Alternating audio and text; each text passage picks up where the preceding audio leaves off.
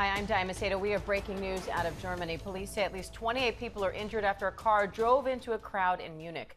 Investigators say it appears to be a planned attack as the driver accelerated before crashing into a rally of trade union workers. Now, a suspect is in custody, and our ABC News chief international correspondent James Longman has the latest. James, what do we know so far?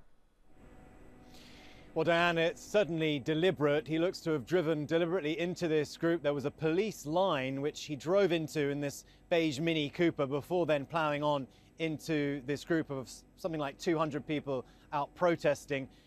We understand at least 28 people have been injured, some of them very critically. He is known to be a 24-year-old Afghan national, known to police, a petty criminal for shoplifting and for drug crimes as well. But terrorism, whilst it hasn't been flagged as the motive, the Office for Extremism and Terrorism in Bavaria is now part of the investigation. I imagine that's part of the protocol with something like this.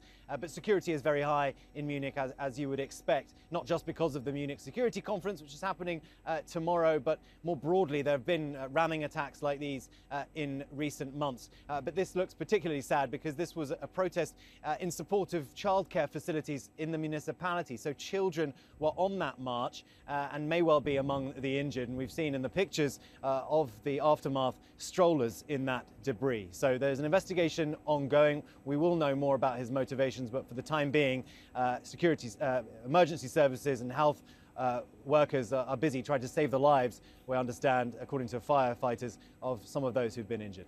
Diane?